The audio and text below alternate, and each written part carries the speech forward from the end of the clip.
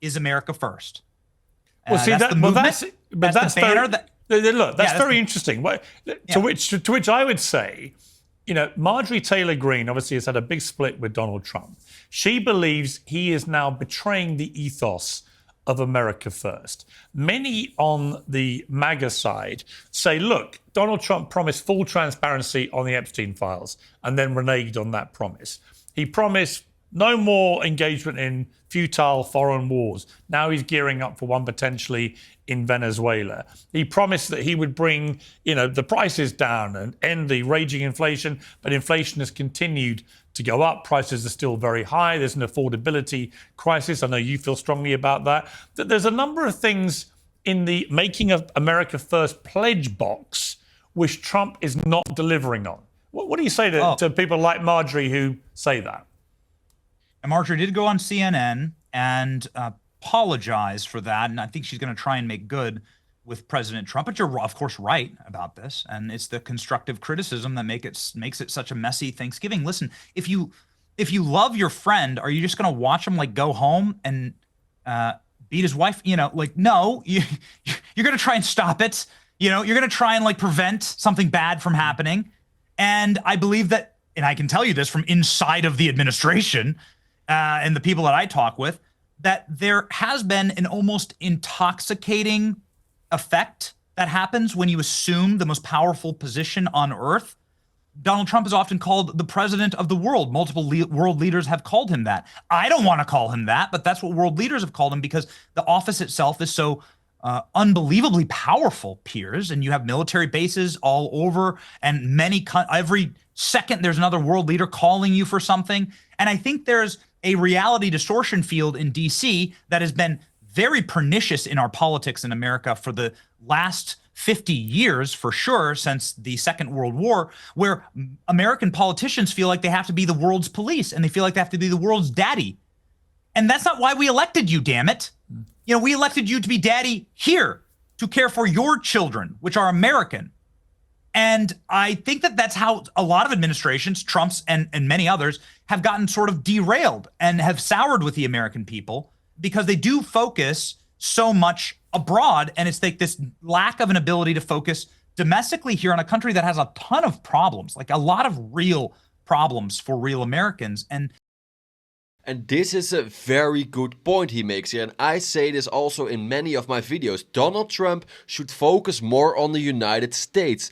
His slogan was America First. So if Donald Trump actually wants to be America First, why is he constantly busy with all these foreign wars, with all these foreign conflicts? Meanwhile, we have so many problems in our own nation we should fix first. Because don't get me wrong, I would love to save other people and I would love to help other people, but we can't do this if we still have so many problems in our own country. If you actually want to be America first, you should also be Americans first. This is very important. And Donald Trump should stop focusing on all these foreign conflicts. He should focus on the problems we have in this country, because believe me, we have enough problems here. What we has to solve first. We cannot solve other problems in the world if our own country is not even good at this point. There are so many things we should do here, and maybe then after, if we have some time and money left, because also we send so much money to these foreign wars, foreign conflicts. That's money where you work for, where I work for. It's all taxpayers' money, and people are just upset with this. This is the reason why so many people are actually disappointed in Donald Trump,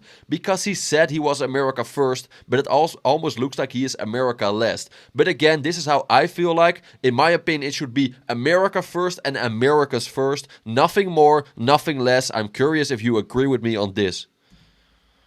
They're the stakeholders in this nation. They're the ones who elect you. You should have allegiance to absolutely no one else other than this nation and its voters.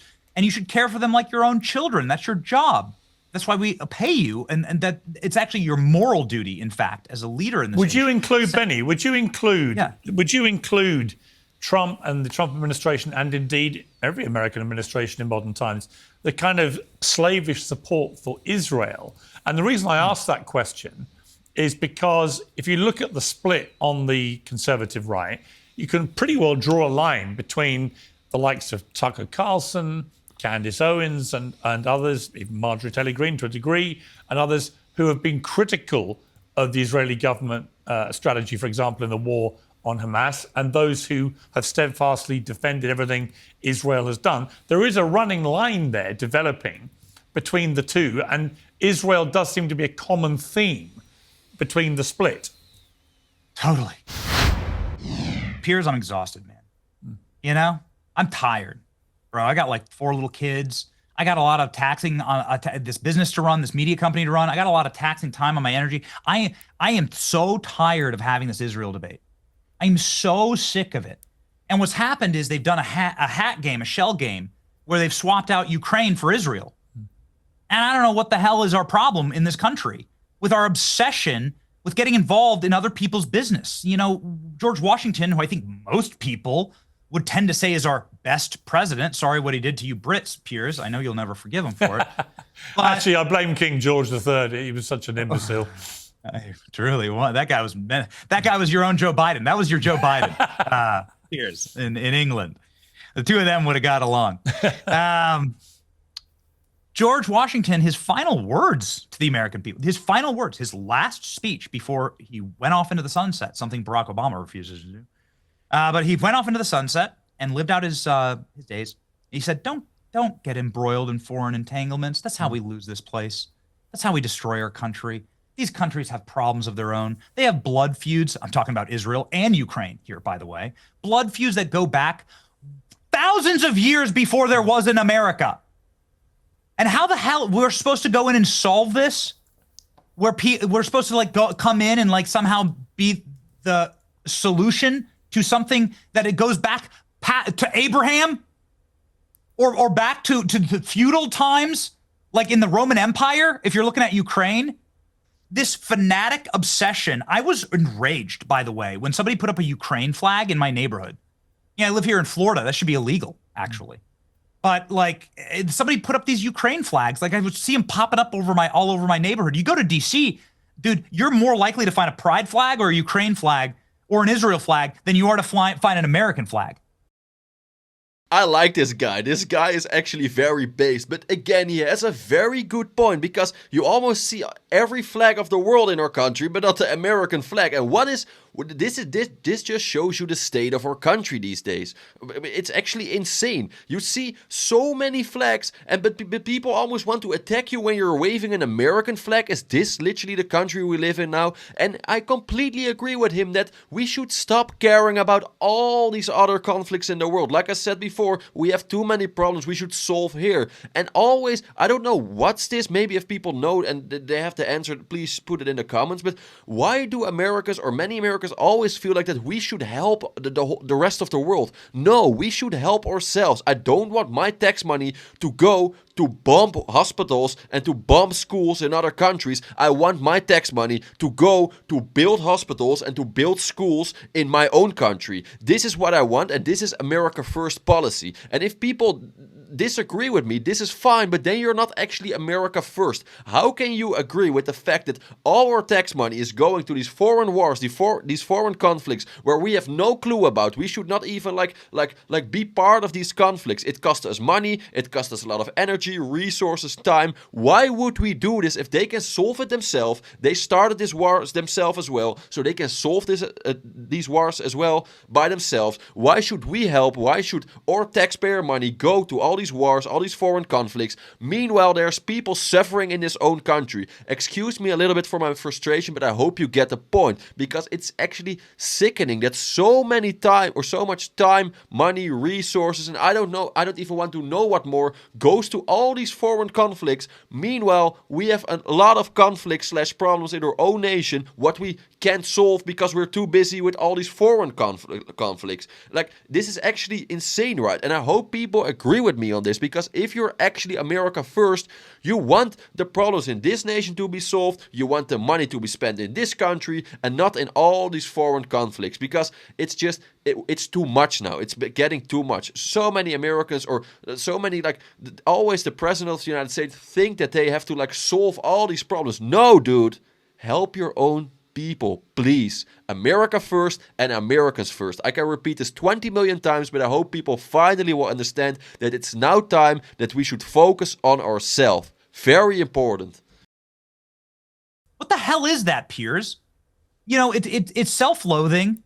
It's this. I think what it really is, if I were to diagnose it, and I'm no good at this. If I would have the most empty therapy couch on earth if I opened up a therapy practice, because people would be like, that guy's got enough problems of his own. But if I were to diagnose it, Piers, here's what I'd say.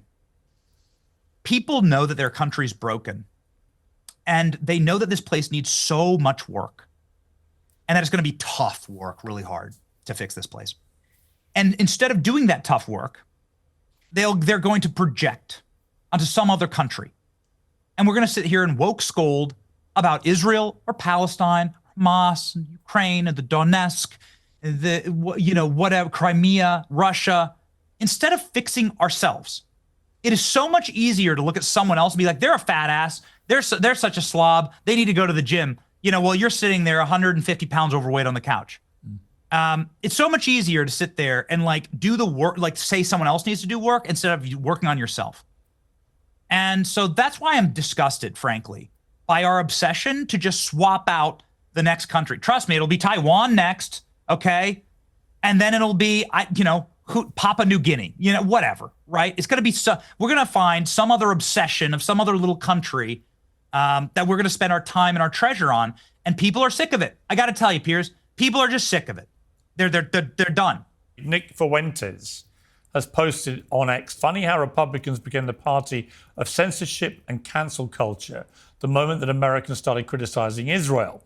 Any Republican that engages in these tactics on behalf of Israel should be removed from office. It's un-American. 2026, we will be watching. I mean, his influence is rising.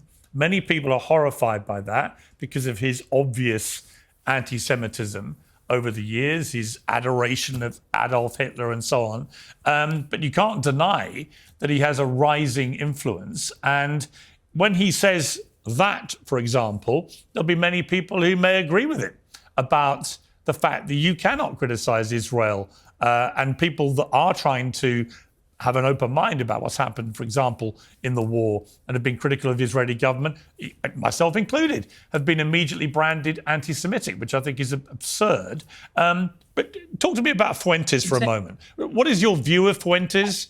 What do you think? I mean, by the way, that's insane. Okay, so I just want to take this to its logical fallacy, Piers. I have spent a considerable portion of the last few years on your show, criticizing Joe Biden and the Democrat Party, and I believe that they deserved an enormous amount of criticism. I personally believe that Joe Biden was the worst president of my lifetime, and will go down in history as somebody who was so severely destructive to our land and our nation. So I'm criticizing Joe Biden and the way he's running the government. Does that mean I hate Americans? Right. What an insane thing to say. Yeah. We've criticized the UK government. You've disagreed with me. You've said this and that, and the mayor of London and all this stuff, and the horrible things that are happening in the UK. Does that mean I hate the British people? Again, surprise, surprise, but this is a very good point he makes here. I really like this guy. He's actually pretty smart, but what he is saying is so true. Isn't it weird that you can almost criticize everyone in the world? You can criticize almost every country in the world. That's no problem. You can say whatever you want about the Chinese government with respect, of course, respectfully, but you can criticize almost every government. You get the point. But there is one country where you can barely say something about it. You can barely criticize them. And this is like this double standard. This is exactly the reason why people are so upset, why people are so annoyed by this, because many people can say whatever they want about me. This is all fine. I completely agree with the fact that everyone can criticize me. No problem. But then I also want to be able to criticize other people, right? Because it would be unfair. It would be very unfair if people could criticize me, but I could not criticize them. And this is exactly the point what many people feel like now, because there are some countries where you barely can have any criticize about. You can barely criticize them, and meanwhile these countries can say whatever they want about us. They want a lot of things from us. They demand us to send a lot of money to there. But once you say something about it, then you are suddenly the bad guy. Wait. then you are suddenly the bad guy. Like, do you get the point? It's actually insane. And this is the reason why a Nick Fuentes, but also a Candace Owens, a Tucker Carlson, why they are becoming so popular now. Because they are actually speaking about some things where not many people speak about, but what many people agree with, what many people wants to hear. And then people are surprised, why is Nick Fuentes becoming so popular? Because of this reason. He is criticizing some people, some countries where many people feel like, yeah, it's okay to criticize them respectfully. Again, let me make this very clear, respectfully, of course. But we live in a country still with freedom of speech, and it's not that people can say, all right, you cannot criticize me, but I can criticize you. That's a double standard, right? And people are so tired of this double standard, because now every day we can see this double standard is going on, and people are just tired of this. And then you finally have people who speak out about this, and then these people are the bad guys. No, I don't believe in that. Like, of course not, actually. Like, no, you're invited to the cookout anytime, Piers. Anytime. Well, I oppose, when I was a you're newspaper... You're a jolly old elf. Well, when I was a I'm newspaper... like, Benny, when I was a newspaper editor over here of the Daily Mirror, which was the Labour-supporting newspaper, I very vociferously, front page after front page, opposed the Iraq war before, during and after, even when it put me at loggerheads with Tony Blair, who was the Labour Prime Minister. We were supposed to be the pro-Labour newspaper, and I went the other way on that war because I thought it was completely unjustified.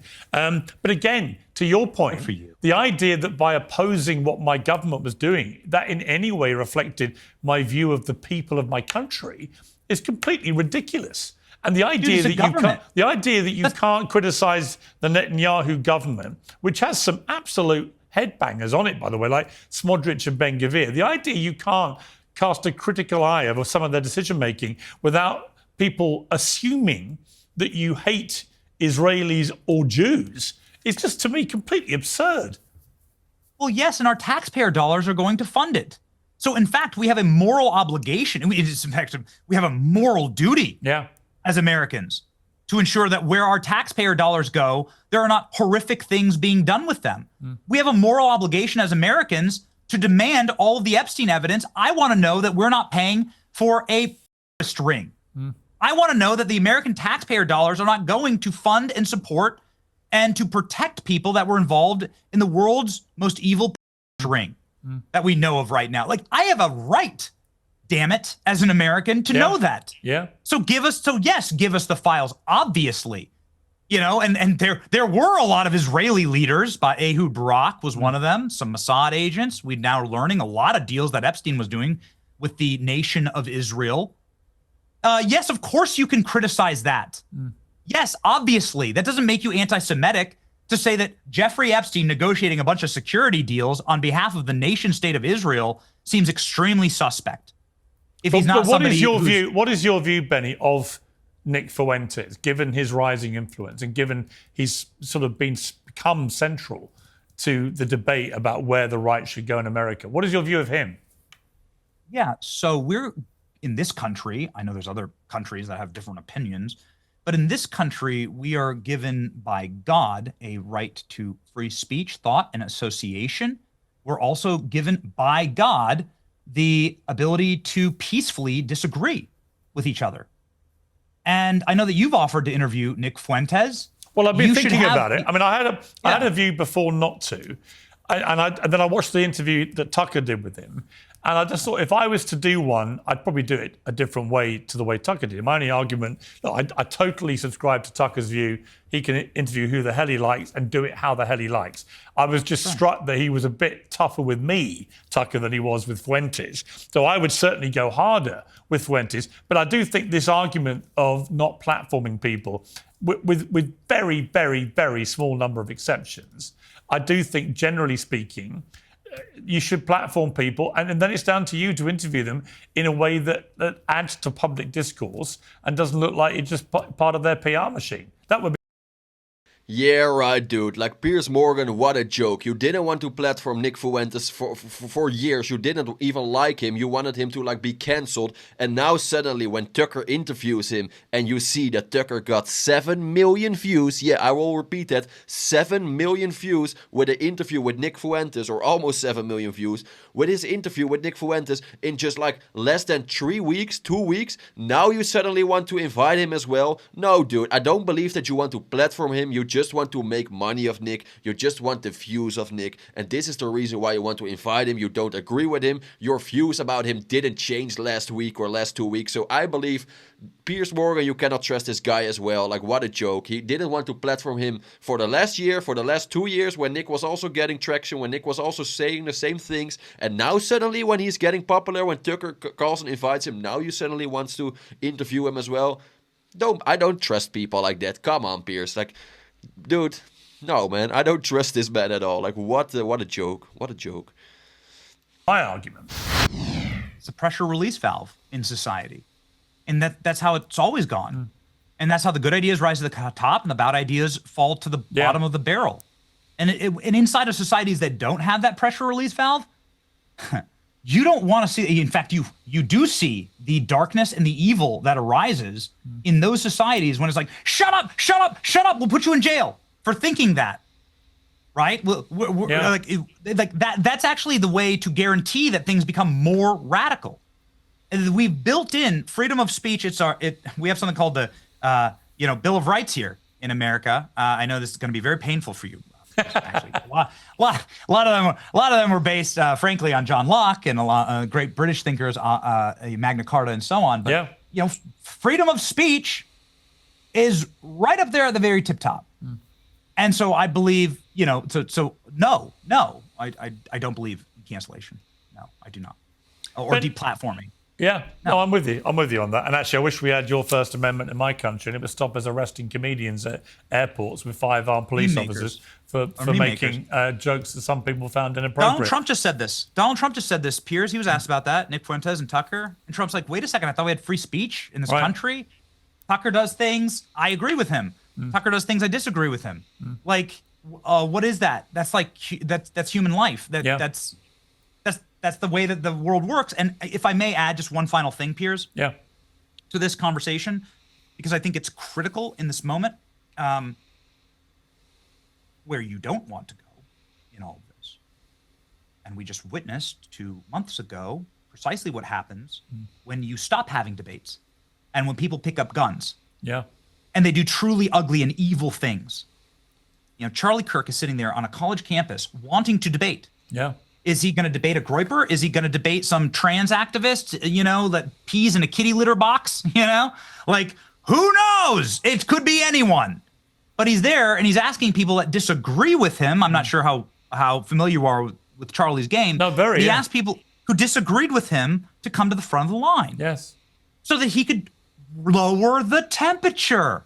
And a lot of it never devolved into screaming. It never devolved into Charlie throwing the mic, and hitting him in the head. That never happened. In fact, like the vast majority of these, and I went to these events, the individuals who disagreed with Charlie at the very least felt respected. Yeah. Like they got a chance to say their piece. No, I totally agree. And they probably felt good walking away. Yeah. Even if they got roasted by Charlie, they probably felt good because they're like, yo, I got to like say my thing. And then most of them were wrong in their thing, or I disagree with their thing. That's my right, by the way, as an American.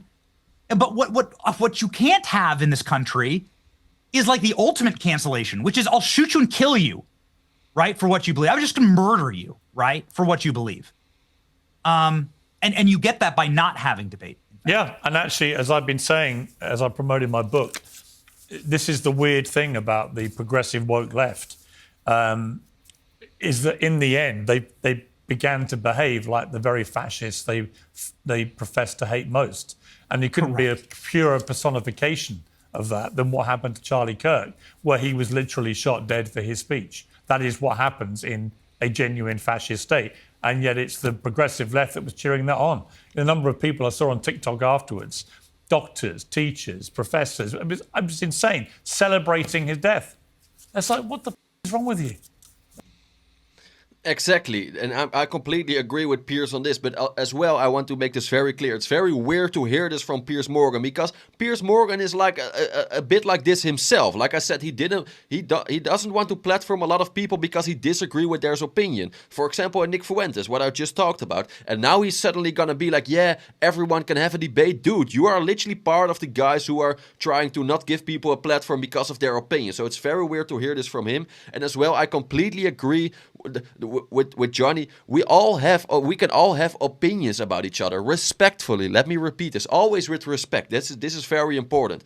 But we are still adults. We can have a debate with each other. We can agree with each other. We can disagree with each other. This is all fine. But we should never cancel people about or because they have different opinions than them or than you. Excuse me. This is actually insane. This is super childish, and I feel like this should not happen. And this is a very good argument what they just gave about Charlie Kirk, because once you stop debating, you will have a society where people, they will not talk with each other, but they will maybe do other things towards each other. And this is not a society where I want to live in, where I want to take part of. But again, this is my opinion. I'm very curious about your opinion. Do you agree with what they just said? Do you disagree with them?